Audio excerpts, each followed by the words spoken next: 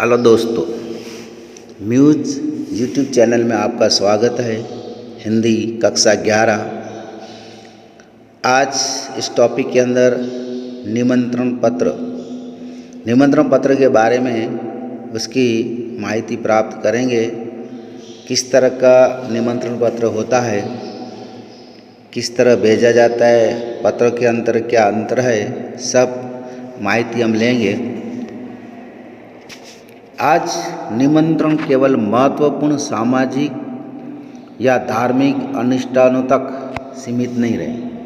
धार्मिक अनुष्ठान मतलब कि पूजा पाठ, बल्कि अब तो चाय, जलपान, कवि सम्मेलन, नाटक आदि के लिए भी निमंत्रण भेजे जाने लगे। विवाह, जन्मदिन, मुंडन, यज्ञ, पवित्र संस्कार आदि में तो निमंत्रण पत्र भेजे ही जाते हैं।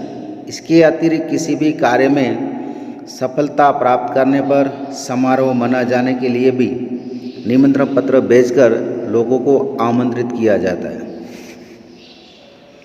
हिंदू समाज के अंदर बच्चे का जो बाल मुंडाते हैं उसे मुंडन प्रक्रिया कहते हैं, और बच्चों को जो सफ़ेद धागा पहनाया जाता है अपने गले से कमर तक, उसे यज्ञोपवीत कहा जाता है।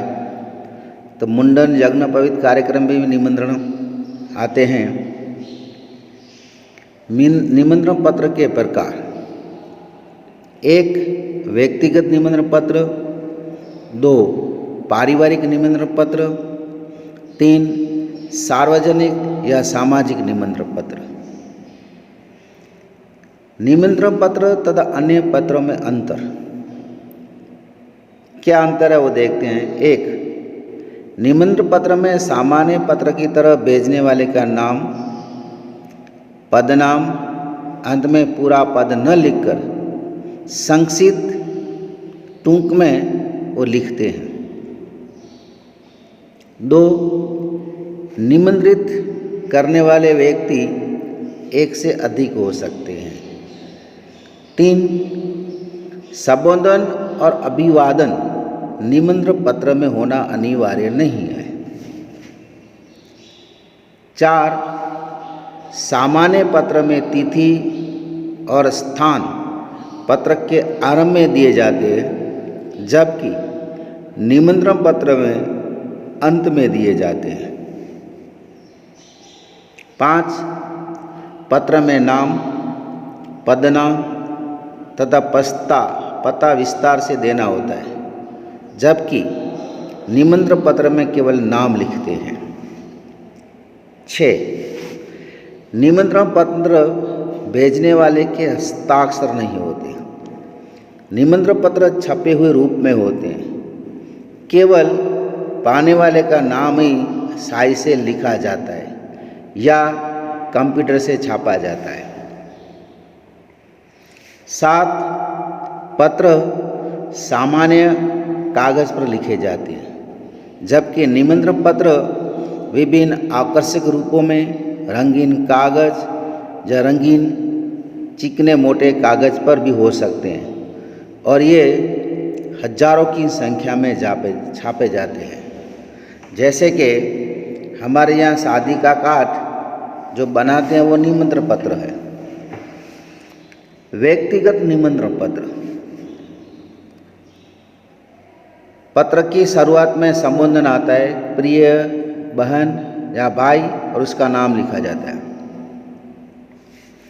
सहर्ष सूचित हो कि मैंने कुमारी रेखा के साथ 1 अक्टूबर 2015 को विवाह करने का निश्चय किया है। विवाह पंजीयन के पश्चात अपने निकटस्थ मित्रों तथा रिश्तेदारों के लिए मेरे घर पर एक प्रीति भोज का आयोजन उसी शाम 6 बजे किया गया है।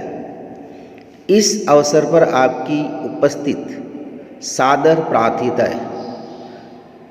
उसका एड्रेस 99 टंगसार रोड, पीलीभीत, और भेजने वाला विकास।